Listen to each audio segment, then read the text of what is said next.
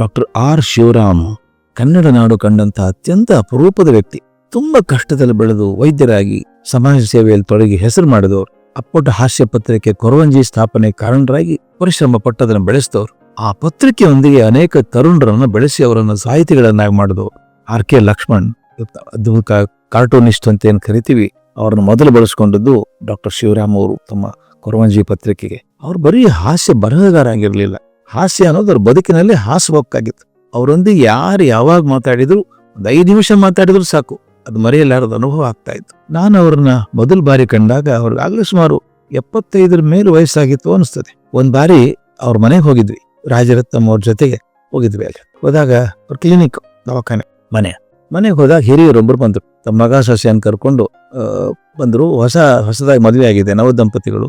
ತಂದೆ ತಾಯಿಗೆ ಏನ್ ಆಸೆ ಅಂದ್ರೆ ಹಿರಿಯರಾದ ಶಿವರಾಮ್ ಕಡೆಯಿಂದ ಆಶೀರ್ವಾದ ಕೊಡಿಸ್ಬೇಕು ನವ ದಂಪತಿಗಳಿಗೆ ಅಂತ. ದಂಪತಿಗಳು ಬಂದು ರಾಶಿಯವ್ರ ಕಾಲುಗಳಿಗೆ ನಮಸ್ಕಾರ ಮಾಡಿದ್ರು. ರಾಶಿ ಮಾಡಿದ ಆಶೀರ್ವಾದ ಏನ್ ಗೊತ್ತಾ? ಏನ್ರಪ್ಪ, ಹೊಸದಾಗಿ ಮದುವೆ ಆಗಿದ್ದೀರಿ, ಚೆನ್ನಾಗಿ ಹೊಡೆದಾಡ್ಕೊಂಡು 100 ವರ್ಷ ಬದುಕಿ ಅಂದ್ರು. ಹುಡುಗನ್ ತಂದೆ ಇದೇನು ಸ್ವಾಮಿ, ಮಕ್ಳು ಹೊಡೆದಾಡ್ಕೊಂಡು ಬದುಕಬೇಕಾ ಅಂತ ಕೇಳಿದ್ರು. ರಾಶಿ ಹಾಗಲ್ಲಪ್ಪ, ಗಂಡ ಹೆಂಡತಿ ಜಗಳಾಡೋದು ಅಂದ್ರೆ ಸಂಸಾರದಲ್ಲಿ ಉಪ್ಪಿನಕಾಯಿ ಇದ್ದ ಹಾಗೆ, ಹೊಡೆದಾಡಿ ಮನೆ ಬಿಟ್ಟು ಹೋಗೋದಲ್ಲ, ಜೊತೆಗೆ ಬದುಕೋದು, ಹೊಂದಾಣಿಕೆ ಮಾಡ್ಕೊಂಡೇ 100 ವರ್ಷ ಬದುಕಬೇಕು.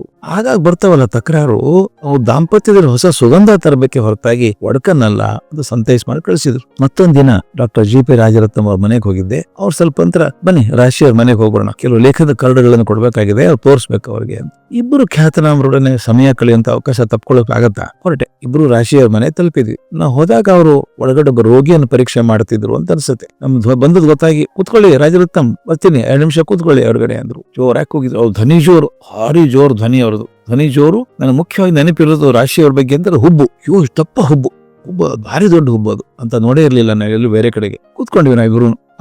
ಪರೀಕ್ಷೆ ಮಾಡ್ತಿದ್ದಾರೆ ರೋಗಿ, ಅವನ ಜೊತೆಗೆ ಹೊರಗೆ ಬಂದ್ರು. ನಮ್ಮ ನೋಡಿ ಕೈ ಮಾಡಿದ್ರು, ಕೂತ್ಕೊಳ್ಳಿ ಅಂತ ಕೈ ಮಾಡಿ ಆ ರೋಗಿ ಕಡೆ ತಿರುಗಿದ್ರು. ನೋಡ್ರಿ, ನಿಮ್ಗೆ ಹೊಟ್ಟೆ ನೋವು ಅಂತ ಬಂದಿದ್ದೀರಲ್ಲ, ಕಾರಣ ಏನ್ ಗೊತ್ತಾ? ಗೊತ್ತಿಲ್ಲ ಸ್ವಾಮಿ, ನಿಮ್ ಕಡೆ ಬಂದಿದ್ದು ಅದಕ್ಕೆ.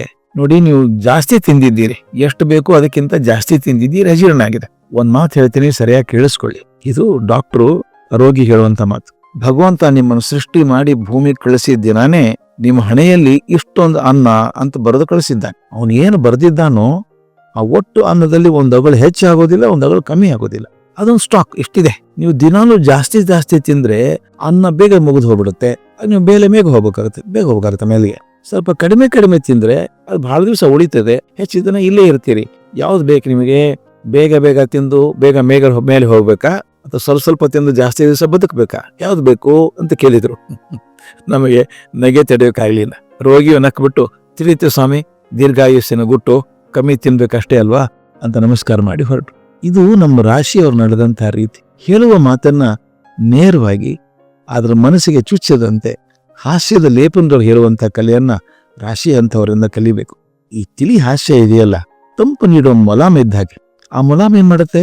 ಮನಸ್ಸಿನ ಗಾಯವನ್ನು ಗುಣ ಮಾಡೋದಲ್ಲದೆ ಕಾದಂಥ ಮನಸ್ಸಿಗೆ ಹಾಯ್ ಅನಿಸುವಂತ ತಂಪನ್ನು ಕೂಡ ಕೊಡುತ್ತದೆ. ಅಂತ ಮಾತನ್ನ ಆಡೋದನ್ನ ನಾವು ಕಲಿಬೇಕು ಅನ್ಸುತ್ತೆ.